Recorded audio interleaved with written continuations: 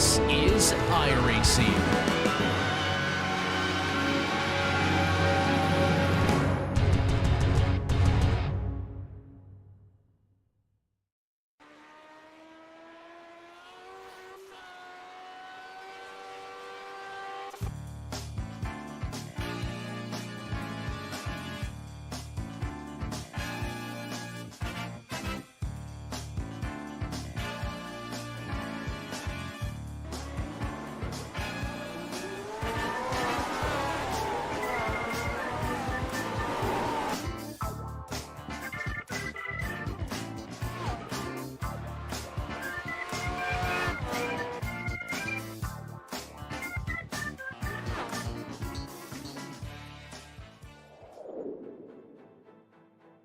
Another season of domination by Valenteus has Emmy trying hard to keep in touching distance.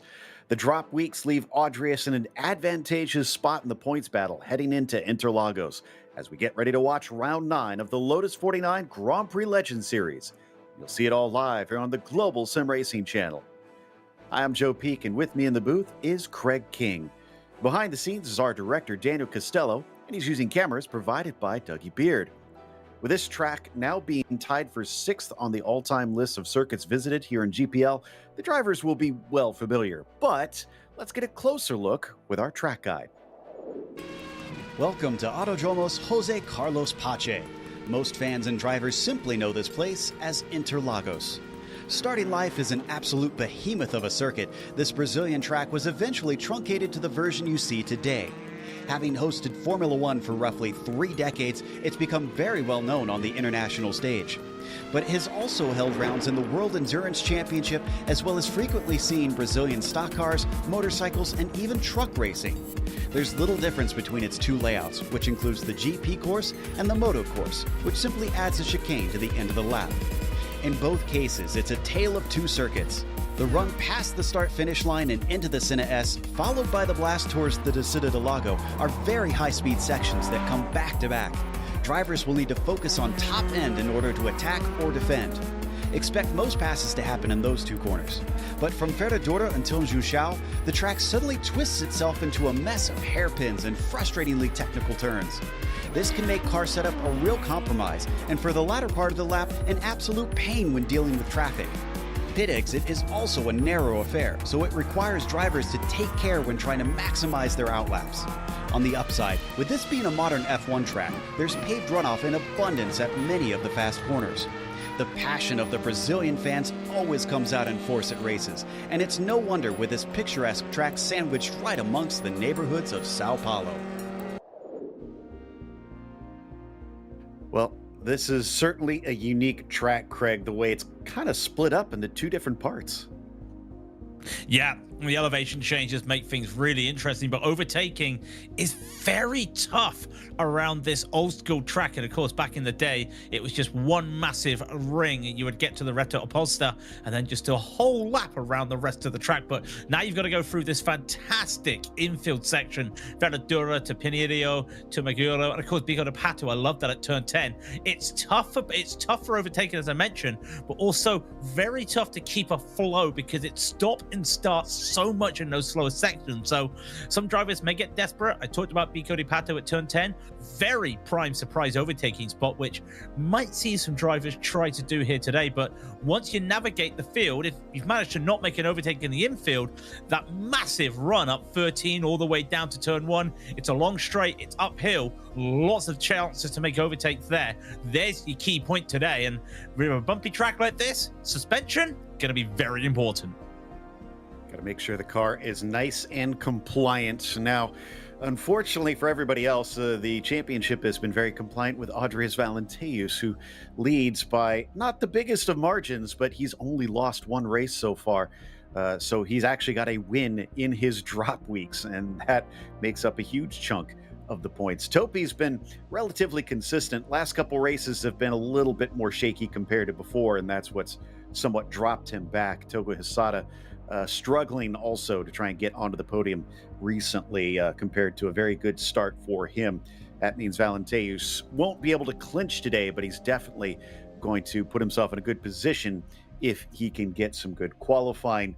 From there, you get some nice close battles between Kaki and Verbruggen, as well as Tixier, all trying to decide fourth place in the F1 standings. We also have an F2 standings as sort of an amateur championship here. Yeah, these are for the drivers under 3,000 iRacing, and Victor Alonso Diaz currently has that lead by quite a lot. He's got a lot of drop rounds in to boot there. Tobias Harvey will be struggling right behind to try and catch up to him, but a couple bad weeks might be able to get that turnaround. Andreas Hecht has no drop weeks left at the moment, just sitting there in third, and Alan Graham and Doug Cloud battling hard there. That's going to be an interesting battle as we head to the end of the season for that final spot. Mats Linden will be in sixth, with Thomas Sinha in seventh, Campbell Wallace right behind him in eighth, Brandon White quietly there in the top 10, and Andres Bruno rounds out the rest of the 10 in the F2.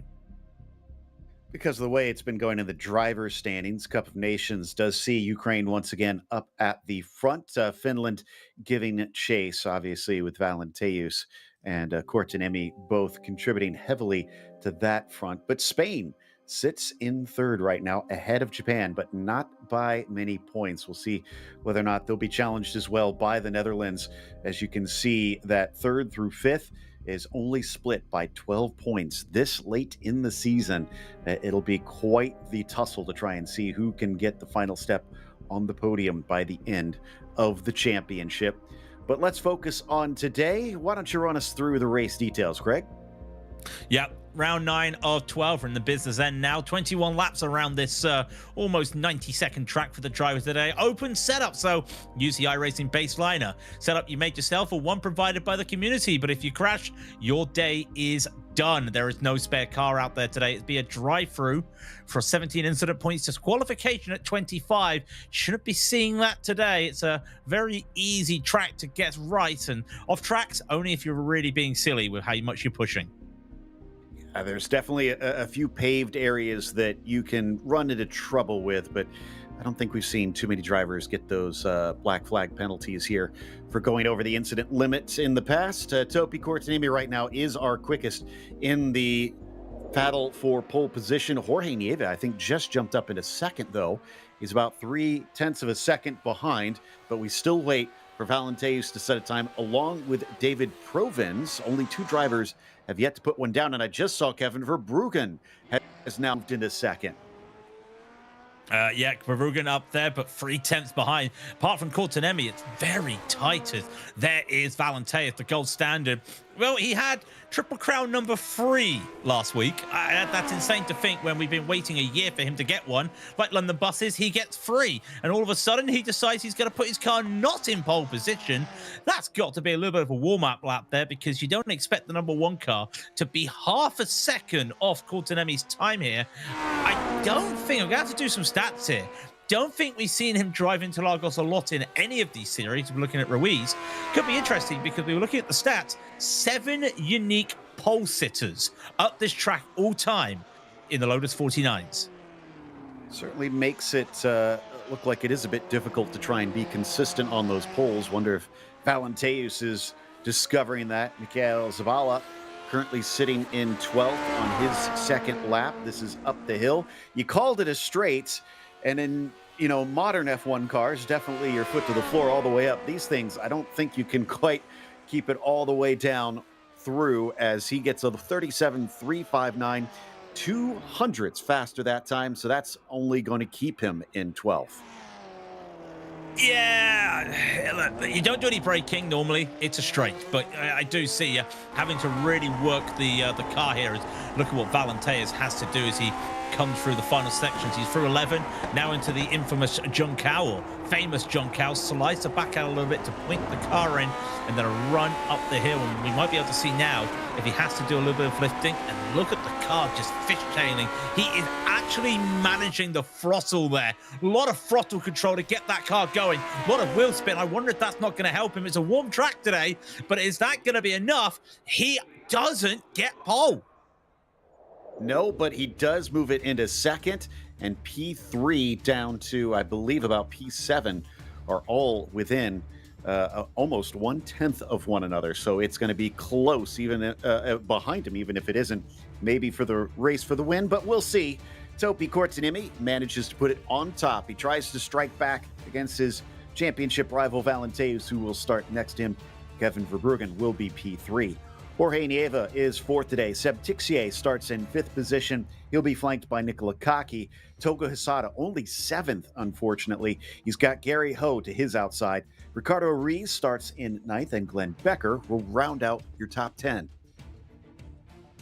On to the second page, and Ilka Cotasalo will be 11th with Michal Zabala in 12th. Carl Ridley's the unlucky 13th with Pedro Taladri in 14th. Then it's Jay Lawrence in 15th. Mitch Heller will take 16th. John Olsen 17th. Robert Plumley will be 18th. Ray Oliver 19th. And Renko Yankee rounds out your top 20.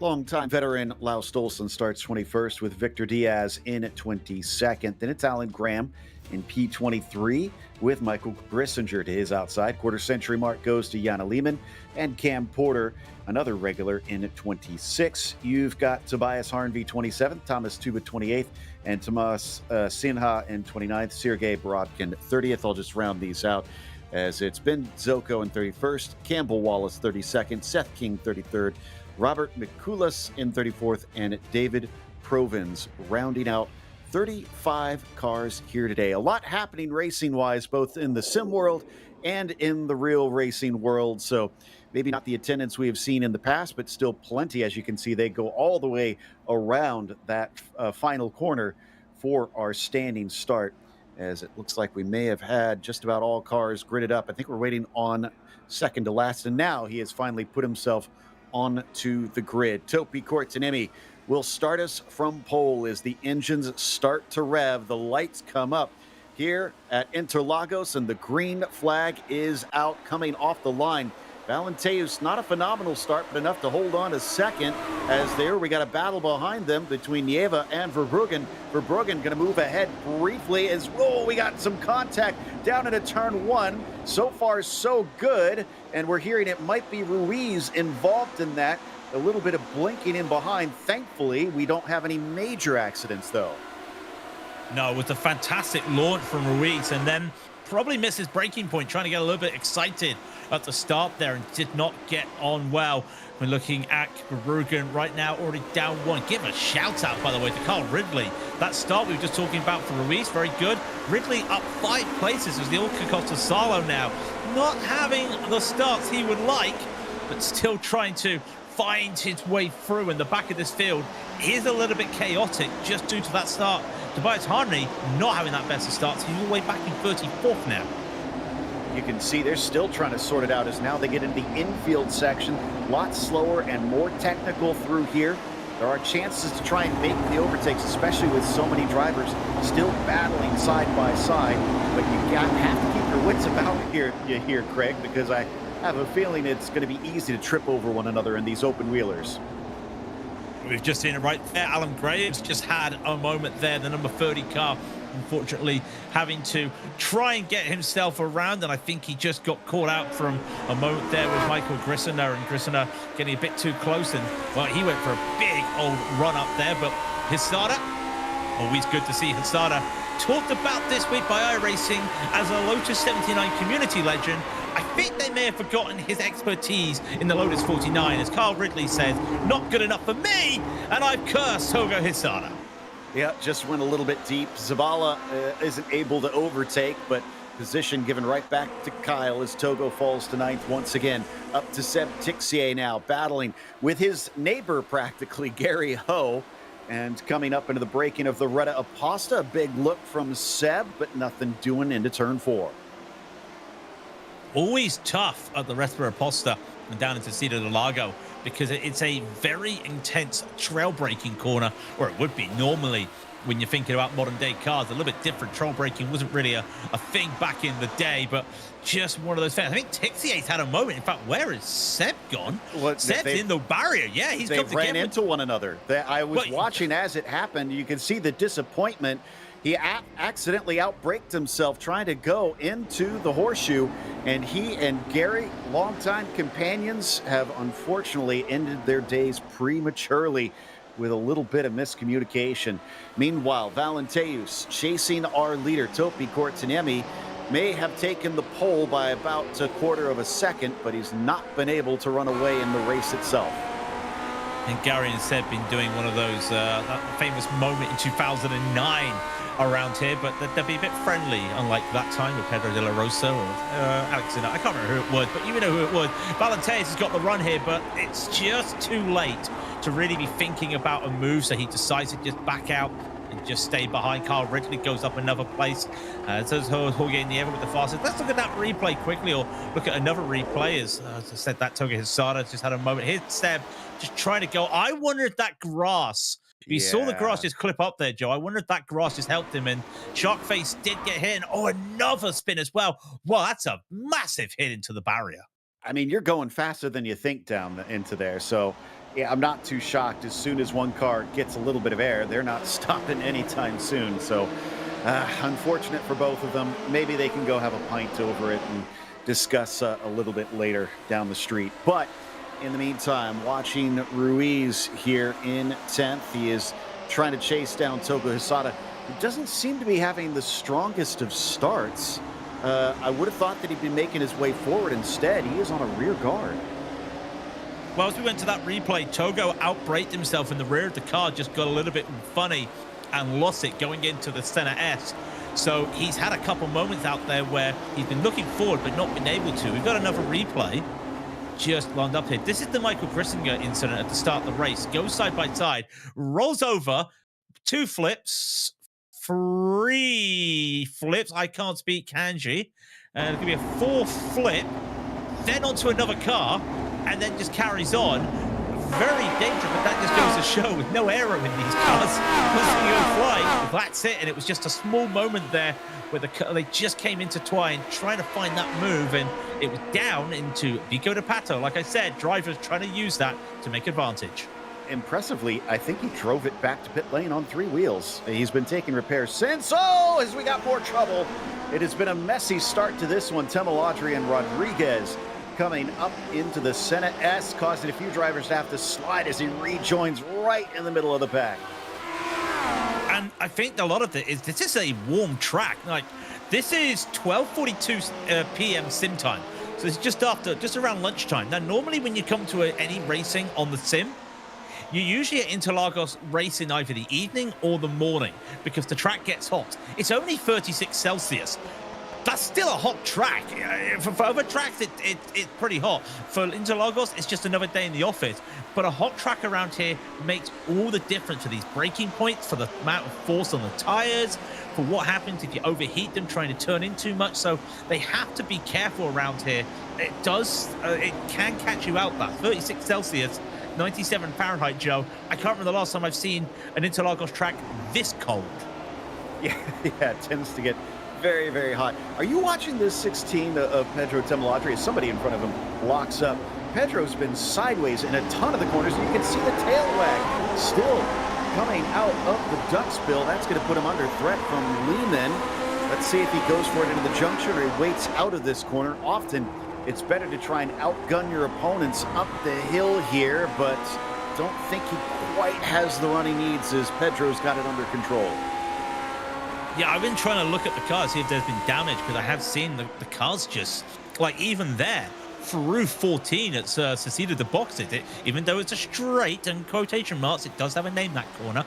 It looks like the car, like the rear is, in mechanical terms, it almost feels like the rear is going faster than the front, because that rear is really sliding around. And yeah, I know these cars are meant to slide around. It's sliding too much. Almost like you've got it set for a drift, as Yannick Lehman probably going to look to see if they can make the move in the I was going to say Mammoth, but no, Wolfgang plays for Mammoth. That's a Van Halen livery there. Yeah, exactly. And Lehman, man, he was so close, but backed out of it, not feeling confident enough into turn 4. Still, we're seeing the sliding around of that blue number 16. They'll head into the horseshoe, looks underneath Yankee there in the number 32, who went quite wide, but unable to pick up the pieces and take that 18th position. Still, this is starting to back them up. Look at him. He's right onto the gearbox now. And this is the problem with Interlagos, or actually, some people call it a problem. I say this a challenge because you have to find your opportunities to make the moves, and it's tough. He gets a nice little run here around the Mahigano at 11. But it's just too far away. Lead battle, though. Valente is still battling, and I think that's the first time Courtenay's had to get on the defense, and he knows that Valente isn't going to go for anything crazy when it comes to sends. So that looks to me like he was aware that was going to happen. Also, Togo, that little recovery drive, it's still on, getting past Glenn Becker, and he's got a couple cars in front of him, but then he's got to really try and catch up to the top 5. 8 seconds away from the top 5 is this group. One down, lots to go, and Mikhail decides to give it up quite easily, so maybe not feeling so spicy today to try and fend off a multi-time champion. Togo now up into 7th. He has to get by Kyle Ridley next. And you're right, that's the first time at least that we have seen Topi have to force a defense up at the front. Valenteus causing him to have to make a rearward guard, but he's got to be careful. Look at Nieva, Verbruggen, Kaki. They are right with them.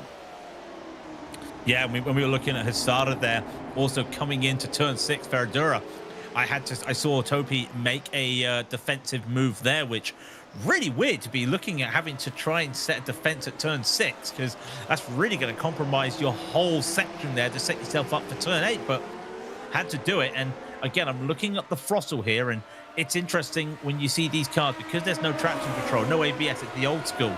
You have to look to see if the drivers are going to be wheels spinning on throttle. I saw Valenteus just touch the grass into the middle of the track for a split second, does Courtenay, but Valenteus just had too much for him. Some of that slipstream, some of that's just a good run, and then he doesn't get it just right on the exit of turn 1 there, but gets it all sealed down, and now Courtenay, he's having to play catch up once again.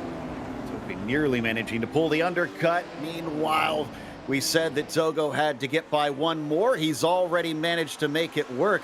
And I think somebody must have had an issue. Jay Lawrence, I think, was just dropping down a bunch of spots behind them. But look at this. Oh, and they tangle down to the inside. That's Sabala and Kyle Ridley. And I think Ridley went over the wall and is immediately sent back to the pits.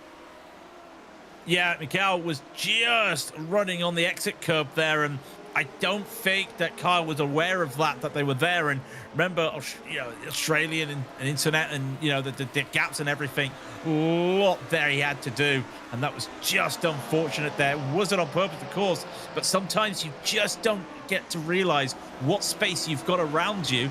Does move Plumley up 6 places now to 12th. Lars Olsen's up 7, by the way, in 14th. And Benjamin Zoko, well, it was double digits. It's not at the moment. It's still double digits, up 10 for Zoko. So some people making moves out there.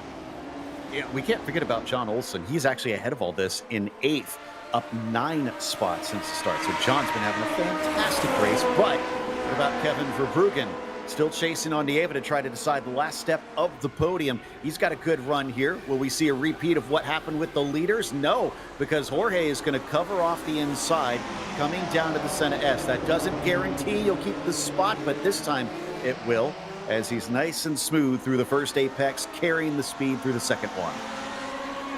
And normally when you're attacking, going wider to take a later line into turn 1 through the center exit can set you up for an over-under, but with the way Nieva was taking the exit there to center exit, just compromise all the speed that Verbruggen had. And, well, you can battle, but you're in touching distance of the leaders. How much do you want to battle? And I think that's also on Verbruggen's mind is, I know I'm probably faster, but we don't want to be losing too much time, because they've also still carrying, there's Nicola Cocky there, still carrying Nicola there at the back of the field, but I think at the back of the pack, sorry. I think they want to try and extend it away from Cocky, let him just worry about trying to catch up, because these two starting to lose a bit. Valenteus, all of a sudden, starting to turn that screw at the front of the field, and wide goes Nieva, different line from Pico de Pato, and that wider line doesn't usually help. And I wouldn't consider this typically a slipstream track, even though you have a couple good places where it definitely has an effect. I'm kind of surprised that we have so many cars up at the front this late into the race that have been able to hold on. But I think you're right that some of the fighting is starting to now separate those two groups. And I don't think Kevin's quite close enough this time. Same thing with Topi at the top of your screen. So no attempts into turn one, at least this lap through into 9. Although a mistake from Jorge gives up the ghost to Kevin with ease. But because he had to just lift off to make sure it was all safe, loses out time to the leaders, and he's going to have to play catch up, and that's not exactly very easy. What can Cocky do now? Just a little bit too far behind. First corner, hot track, still catching drivers out, and you can see they just trying to get that car slowed down in time, and they couldn't. Had to get onto the brakes, and that was all she wrote. As here's a quick replay of Mitch Heller, what's happened to Mitch here? Goes around that rear looking. Oh, no. Hold the brakes. I got to be honest, the car did hold the brakes there, Joe. I think that was Sinner. I think you could have avoided that. Yeah, I think Mitch had pretty good visual on where that car was going to be. So, yeah, I can't blame the car that had that spin there. Meanwhile, Jay Lawrence, nice little side-by-side action here. And that is with Plumley. Zabala has managed to get to the front of this group somehow. Despite missing the nose cone on that car, you do still need some of the aero to get to the top speed of this machine. So impressive run from him. He's ahead of quite the melee here. Lawrence, Plumley, Laust Olsen in there. Ray Oliver. Looks like Victor Diaz. Also, all of these cars have gained from the issues we have seen towards the front of the field. This is what I love about the 49s. Like, look at these cars. Plumley and Olsen are basically running the clock back a little bit, as Plumley's probably running too much of that exit curve down Juncal, allowing him to go side by side with Olsen. The two old drivers here, the two veterans, and that's what I mean when I say old, really giving it some, and good little battle there. Plumley had to give up though, because that one mistake, look at it, he's gone down 2 places, could be 3, as Victor Diaz, F2 battling car here, goes around, tries to take too much speed, collides. Oh, Pedro's not had the best of days. He's already been in the wars once, and a light tap at the end there on Diaz with a novel moment there. And that could have been a lot worse, so credit to Pedro for getting the car woed up, even if it did make a little bit of contact, and hopefully it's not too damaged, able to carry on. A little look from Plumley on Oliver, but no dice down into the Desiderata this time around. That separated a little bit compared to before. You could see it was just a hornet's nest of cars a lap ago, but now they've kind of paired off into twos. But they're still in that slipstream gap. So if anyone at the front starts to battle a little bit, then you may see them just come back together again. And I wonder if that's what Plumley and Oliver started to worry about, or hope that happens there, is keep it safe and then let's work it out, because you're about 4 seconds ahead of the next car behind you, so you know that you're in this battle. And I don't think that Laust Olsen having internet issues at the moment is helping them, because could be using him for a bit of slipstream, but he comes and goes on my screen. I'm pretty sure he's coming and going for all those other drivers, which is never helpful. Got it under control. I think he's had to shout at someone to stop watching a streaming service. Exactly, and hopefully that will get it back together. God, just look at these cars and the slip angle that they have to put in to be fast around some of these corners. Remember, there's not really much runoff to the outside, so you have to keep control of it as you're flying at, a good 120, 130 miles an hour before you finally break here into the Senna S. Ben Zoka, we were talking about the gains he's made. Can he make it 12 as he looks to overtake Yankee? And it looks like he has. Oh, as he's slow off the corner, he is at least able to balk Renato and hold on to that 19th spot. Yeah, Cam Porter as well behind them, getting past Tobias Varney as well. So still going. Shout out to Benjamin as well, because usually you look at this and think, well, your overtakes are basically because of incidents. No, half these overtakes have been legitimate overtakes today, and he has been really working at it. And it's also not been a non-qualifier. It just wasn't the best of qualifying for Benjamin, and having to work his way up through the order as he continues on. These drivers haven't worked their way up the order. In fact, Rugen and Nieva are where they started, 3rd and 4th respectively, but Nieva now, I feel like he's really got that car back on. That mistake a couple laps ago cost him. And I think Verbruggen now has to be a little bit defensive. And looking at the lap times as well, they do say to me it's a little bit more defensive from Verbruggen there, because they have really lost the back of the top 2. You're right. And I think here's an attack coming into the Senna S, round the outside by Nieva. Is he going to get it done? Yes, I think he is, although Kevin tries to fight back, just did not have the space, and that also slowed up Cocky. But now it's going to erupt once again, almost looking like 3 wide for a brief moment. No place to go for the Italian, as the Dutchman is blocked to the inside, but Nieva will retain that 3rd spot just barely. It is tentatively his.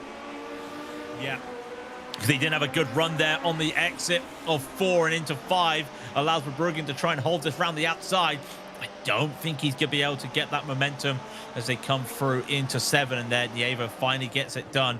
Can run a lot of this curb here, and that's just caused it because Nieva's just tried to slide through that corner, and all that speed loss there just holding up Verbruggen and Nicola Cocky, the car in the background here, who's just waiting for the right opportunity. And you can see itching to get by. Every time one of these makes a mistake or makes an overtake, he's there on the other. They almost come together as well. Verbruggen in this middle sector, he's got his car set up to really be planted with mechanical grip. But when it comes to the straights, Nieva, I know there's no aero on this car, Joe. It does feel like he's got a little bit less. If there was a wing, we'd be saying it would be clicked down a little bit, but there's no wing here. But you can see with suspension and trim, that's looking a very fast car on the straights. You have to remember that gearing and the differential can make a difference. Topi Kortsanemi, though, is going to try and make a move down to the inside. Not sure this is going to work. He's going to try and hang on as they're going to continue the wheel-to-wheel battle, and he is going to hang on. Coming down the Curva del Sol, he is back to the lead once again. Andreas Valenteus cuts back underneath. He gets the advantageous inside line. Coming up the Descida de Lago as they break for turn 4. He's going to pinch him down as hard as he can, almost interlocking wheels, and carries the fight on through another corner. He gets a good exit. It's going to switch back in favor of the Finn now. Coming into turn 7. Is this going to be it? Is he finally got this job done? No, the battle is now going through multiple corners, almost half the lap that they have been racing wheel to wheel, and finally, Topi is ahead. That's one of the characteristics I talked about. Hard to make an overtake here. That means you've got a lot of side-by-side action. We've seen it before in other vintage series. Almost 2 laps side-by-side with some cars, and I thought they were going to do that side-by-side for a while, but I think Valenteus realized that the track was not going to work there. The elevation changes through Pinahinio at 9 was not going to be very favorable for him. Someone who hasn't had a favorable moment, Robert Plumley, has had to take a tow. He's into the pits after a crash out there, as now Kortsanemi, for the first time in about 5 laps, is on the defense on Valenteus, and I think he's got an idea now of what's to be done, but look at the gearing differences. Valenteus with such a run, he's probably going to try and pin this to the outside to try and make that move done. He just runs out of room. Still an overlap, though. He gets it done, and he's got to go around the outside of the Curva del Sol. This is the same position they were in last lap, with Topi on the left-hand side, Andreas on the right-hand side. And similarly, Valenteus carries the momentum well, coming off of turn 3, down to 4, looking to outbrake his rival. Can he make a difference this time? Yes, he can, because it's a mistake from Topi. That will give it up. The Finn falls back to 2nd. Just trying to carry too much speed and trying to get that car in through turn 4 there. Could not get it done, and the rear was just saying no, and not the first car we've seen do that. I don't think it'll be the last car we'll see as we're over the halfway stage. I wonder if that's just another moment where the rear just spinning a bit too much to the front. You can see now that he's had to get onto the attack, and this is again interesting. You talk about the gearing, we talk about this whole idea of a car fast on the straight. That looked a very quick car on the straight to Valenteus, it must be said, but he was slower last time because they were battling. I think this time he might get the faster lap, but what is Kortsanemi got this time? Because he has been struggling on these straights. The only saving grace is they built up a decent gap to the battle for 3rd, and those cars also battling means that they've been slowing each other up. There you can see Nieva still at the front of that group, but for how much longer? Because here comes the Dutchman, Kevin Verbruggen, trying to see if he can fight back, take that P3 round the outside of the Senna S. He just manages to get side by side into the corner as they get close to running into one another as we come back to the lead. They're doing the same thing again as well. Now this time, Andreas Valenteus is a little bit behind coming out of the corner. He once again launches himself and manages to get a nose ahead. Topi was the one that made the mistake here at this corner a lap ago. This time, no such mistake, and he's going to pull ahead. He had a little wobble, though, once he got onto the throttle, and that allowed Valenteus to come back up again, and they'll be side by side through 6 and 7 again. And this time, Courtenay gets it, and that's important. Managed to get that stuck. Not a lot of place to make a send here through 8. As you can see, Valenteus really was trying to send it in there. You can run so much curving there through 8, almost on the grass, but could not get it stuck that time. And Courtenay finally, you can see Valenteus is looking to make an attack on these corners, but finally Topi has that moment. And this is important, Joe, because the last race Courtenay beat Valenteus cost himself. So this could be the first time we see Valenteus actually win a road race on the Lotus 749 this season, just on, well, not win, just on pace alone, because that was a mistake last time he lost. That's a good point. So let's see what happens as once again we turn our attention to the battle for P3, and you can see at the bottom of the shot it's erupting in P1 as well, but it's been this same story into turn 1 with the positions they've been taking. Now, it has come out different ways each of the times. I'm curious to see who is learning what. They almost interlock wheels once again. They are so trusting of one another, these two, but I think Andreas has a little bit of the advantage. In fact, yes, he is going to cut down to the apex ahead of the Finn, but he takes it too deep into the corner, and he doesn't quite have the speed coming off.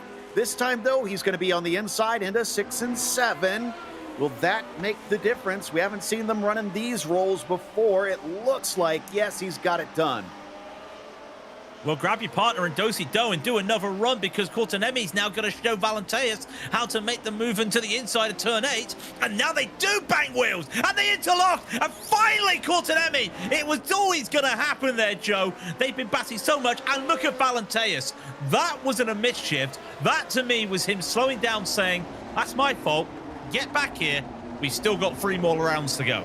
Yeah, these guys want to fight fair, so I guess he didn't quite feel like he liked that one went from his side, and this means that these 3 have now caught up, and I think they're going to feel a bit of the slipstream down the main straight. If they fight again, they'll no doubt catch up to them, and it's going to go from a 2-car fight for the win to a 5-car fight with 5 laps to go. But I would take the 5-car fight. This is crazy what I'm saying. I would take the 5-car fight over a 2-car fight, because you're not having a 5-car fight in this field, Joe. On this track, you cannot have a 5-car fight. There's nowhere for that 5th car to go. So you're just knowing that one mistake puts you backwards. But regardless, no matter where you are, if Courtenay didn't get running and Valenteus kept going, Courtenay would have got caught into the grass of that pack. So 5 cars. It sounds crazy. It's better than 2 right now. But Courtenay's finally having to give up the ghost. We have a lap where they're not going side by side through here. Yeah, and that's telling. I wonder if they decided they're getting too close behind. We can't afford to fight one another again as we check back in with P3 once more. And I'm glad that we're looking at these cars, because I've been keeping an eye on Togo Hisada. He's been slowly catching up, but his qualifying, I think, was a huge cost today. He started out at 10 seconds behind them once he got into that 6th spot. He's only cut it down to about 7 seconds. He's going to run out of time to catch up to them. Yeah, and I think a lot of that as well was the mistakes he had. Remember, he went off a couple times and lost the rear of the car, and I wonder if that just cost him more time than where his qualifying was, because he had a really good launch at the start of the race, and I wonder if it was more that first part of the race, not the start of the race, that cost him, as Courtenay has a little bit of a run this time. You see the cars working it, and I think Valenteus was sliding the car more. I know it's hard to see, but now you start to see him getting up to speed. With, 4 to go after this, he will look to make this move as well. And, well, we had a break last time. They're back at it. Side by side, they go once again. And will this be another moment here? Courtenay's got to try and go around the outside, and the gap's still open there. They're going to go side by side once again through the curve at El Sol. You couldn't write this. Rinse and repeat, rinse and repeat. Overlap is there. Last time they were doing this, there was a small shudder off the steering when Courtenay got around turn 4 and 5. This time, very different. Gets it completely done. And I think he parked it at the apex on that one to try and prevent that undercut. Oh my goodness, from Nieva. He was almost out of control. Cocky sees that. He chucks it up the inside of the horseshoe, and that's going to give him the inside down into turn 8 as well. But it's close. Oh, and Valenteus is around. They must have started fighting again, and something has gone awry for the second time in this race between them. Topi runs away.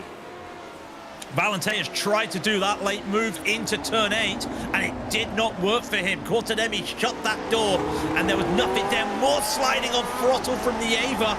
Just almost gets into the back of Nicola Cocky, and Nicola has to get out of it as well, but Bruggen's right there as well. Valenteus, do not cut him out of a podium with 4 to go. He could catch up to these guys because they've been battling so hard, Joe. One of the temperatures in those tires, with the amount of sliding on the throttle, they must be pretty hot tires on this pretty hot track, and that's not going to help them with grip. Spain versus Italy versus the Netherlands all race long. And currently it is Spain that holds the advantage coming down into turn 1. Nieva will now be fighting for P2. But with Valenteus catching them up, I wonder if he will make quick work of them, or is he going to have a struggle trying to get by? Let's see what put him back there, as we missed the at least live action between these two. You said that he chucked it up the inside. I can see why. He had a little bit of a run, and the 2 decides, I think that apex is mine, but unfortunately, it was not. You see that incident on the sim a lot of the time, and like, you're going to expect it as well sometime from drivers of this caliber, because it is almost a little bit desperation, because you know how much you can run that curve. We've talked about it. Look at Valenteus. He was basically 4 wheels off the track there for a moment, but it's not an off track. You can run so much of that curbing that you can go for that late move. The idea line is what Courtenay took, and you can go aggressive, as we saw with Valenteus. Just did not work for him, and now he's struggling on the throttle, but he sees that all he's got to do is just capture 1 by 1, 3 to go. I think a P2 is not out of the question, but I think Courtenay might just be that bridge too far. It's going to take some magic from Adrius to get up to that second place, though. These drivers are no slouch. Yes, we know how fast he is. We've seen it many, many times out of him, but it's going to be a difficult ask. Them battling, though, will definitely help that, as they're going to be distracted. And once again, Nieva's forced to go defensive down into the first corner. That opens up the door, as Cocky is vulnerable to Verbruggen, but he can't carry the speed. Valenteus might be able to. He thought about it, but he has no opening down through Curva del Sol. But he might look to see if he can make a move down here into the Ciudad del Lago.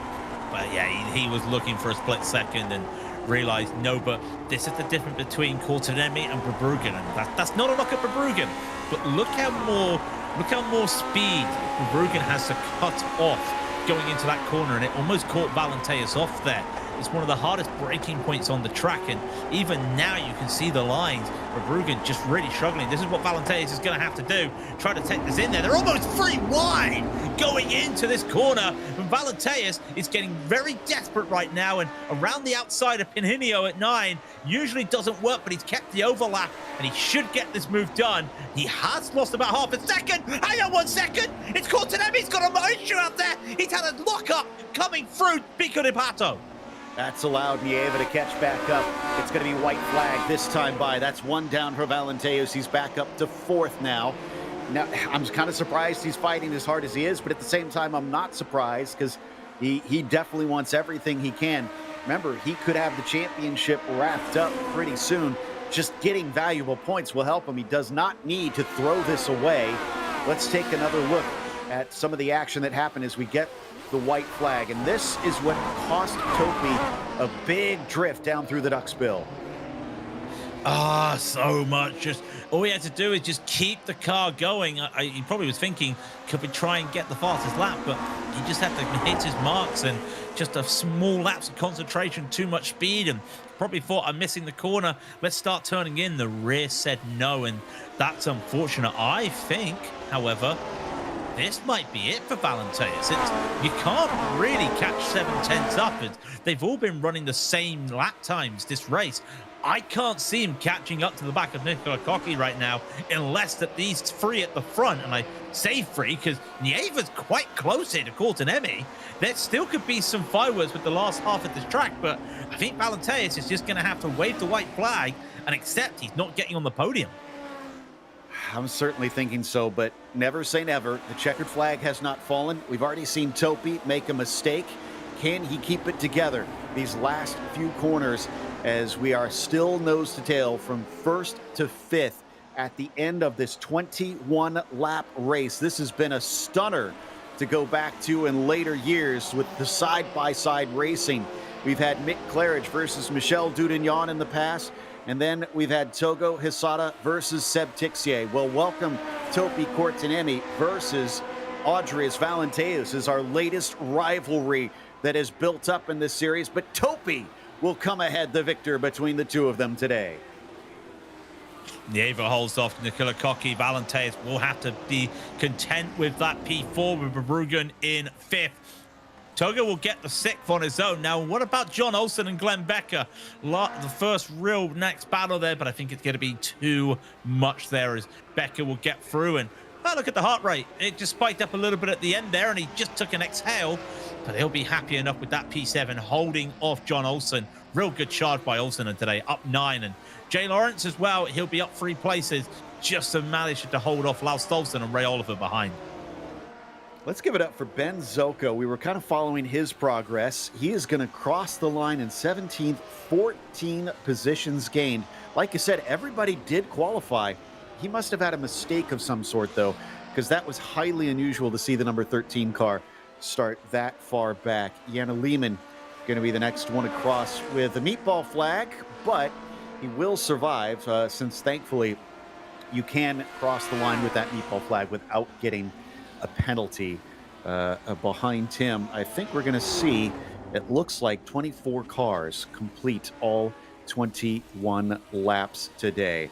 Again, I think we were treated to a classic out there, and up at the front of it wound up being Topi Courtenay, our victor, by about 3/4 of a second, but it was so much closer than that pretty much the entire way through. And it wasn't Jorge Nieva that was behind him for much of the race, but he did finish in second.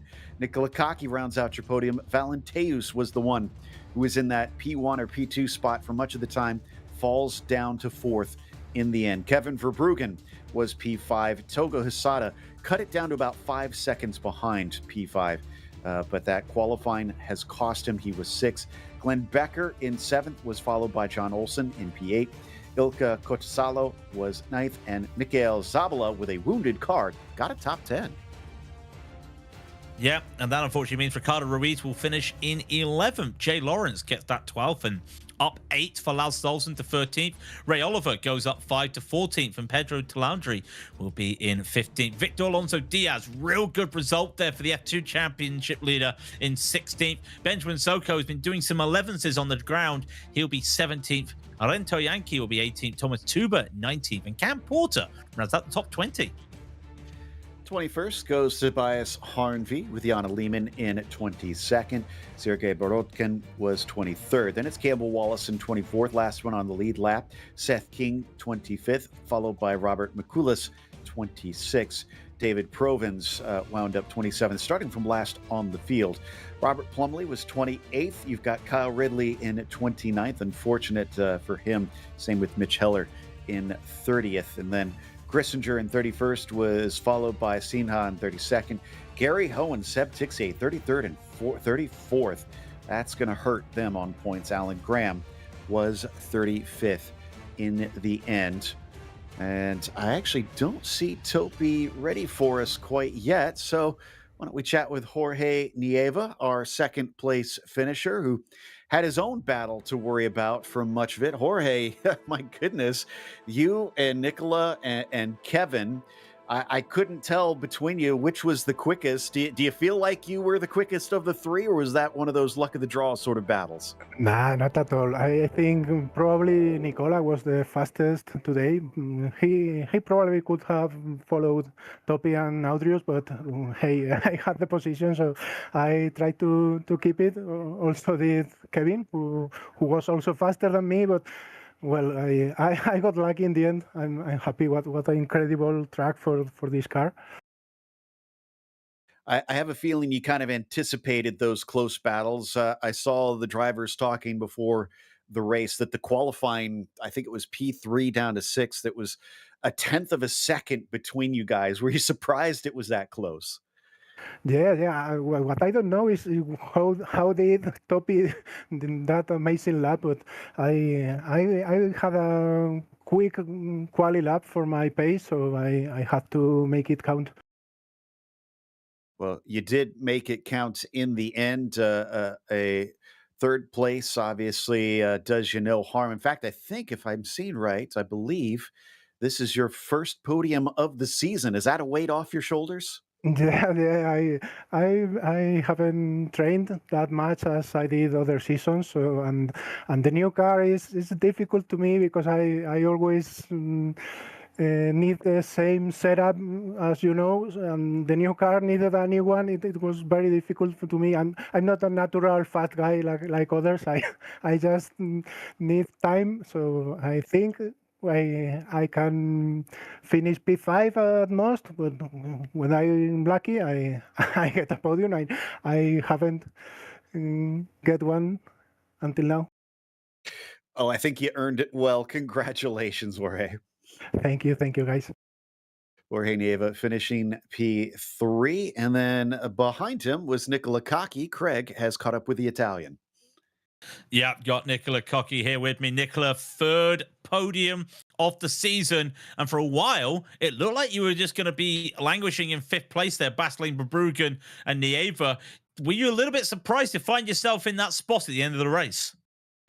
Hi guys. Well, no, I think it was my place, to be honest. I mean, I really did a very bad qualifying. I just did an off track on the first lap. On the second lap, I wasn't very confident on the double hairpin, so I was maybe too cautious, and I think I lost at least 2 or 3 tenths, and that put me in sixth position on the grid. But I knew that I had the pace on the long run to climb back a few places. But last race here we did yesterday, it was almost like the same, with Jorge ahead of me defending like crazy, and he really is very very good defending on this track, and yeah, it almost did any mistakes at all. And it's always so nice to have this kind of races with this much battle.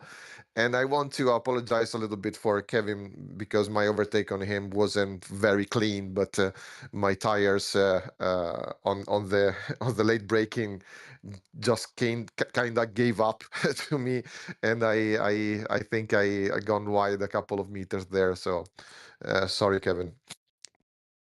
Well, I don't think we caught that, but yeah, a lot of drivers been struggling. What is it though about this track? Because this is the first season with the new cars, and this is the first time we've been to Interlagos. It's a warmer track for Interlagos. A lot of drivers really getting caught out today. We saw it with Topi, couple slides going through corners. What is it about this car that's causing issues, or is it just the track temp? Because it looked a very slippery track for the drivers today. Yeah, I think if you just look at the stats, the track today was pretty fast because it was pretty low usage. So and on an iRacing, when you have low usage, it's generally faster.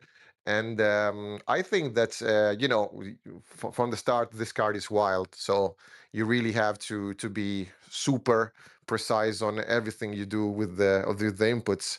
And with a faster track like today, you are drawn to push the car more. But if every time that you push a little bit more, the temperatures a little bit built up on your tires, and when you reach a limit, it's very easy to go a little over the limit, and the car there just snaps. I mean, just like you really have to survive when it happens, because the car have a huge drop down on the grip, and you never know if you're going to understeer into the corner, or you are going to oversteer on the exit of the corner.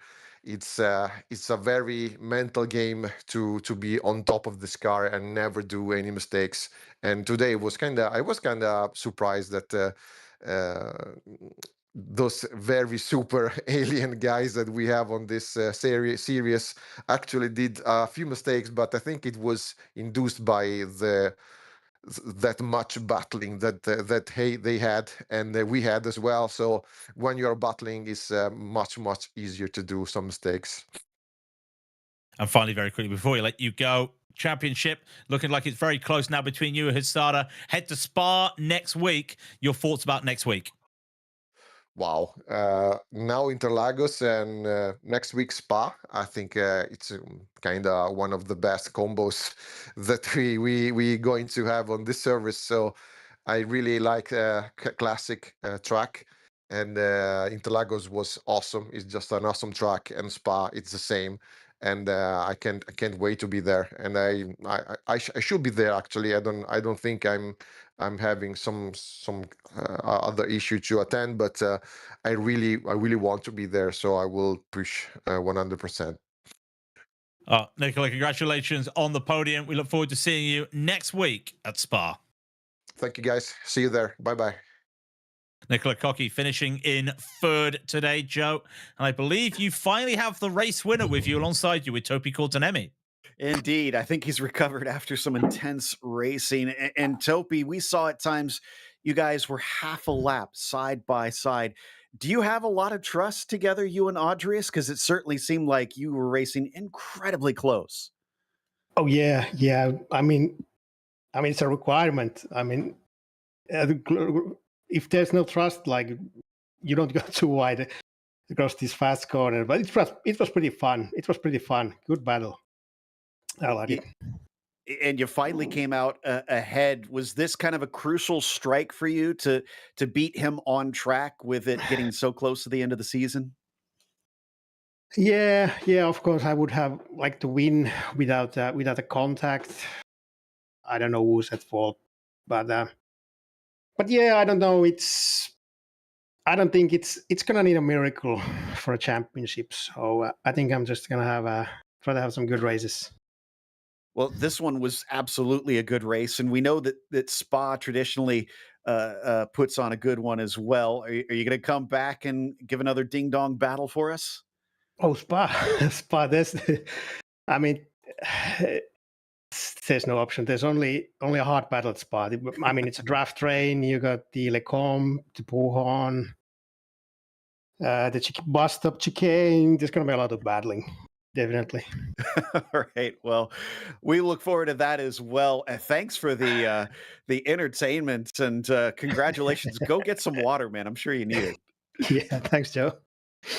That was Topi Kortenemi, our winner. I think we might have one short one. Nope. It looks like we are done for the day. So that will close us out with a big thank you to the community for bringing us back for another season of coverage, as well as to the team today, Craig, Daniel, and Dougie. Also, make sure and subscribe to GSRC so you don't miss a moment. And next race, as we were mentioning, is off to Belgium, Saturday, May 23rd at 9:30 a.m. Eastern. Up next, though, we do have the IMSA Vintage Series, and that is going to be some chaos because it's at Lime Rock Park at 1 p.m. Eastern today. Be sure to check out our other broadcasts that we have listed on our screens. But until next time, race clean, race hard. We'll see you on the track.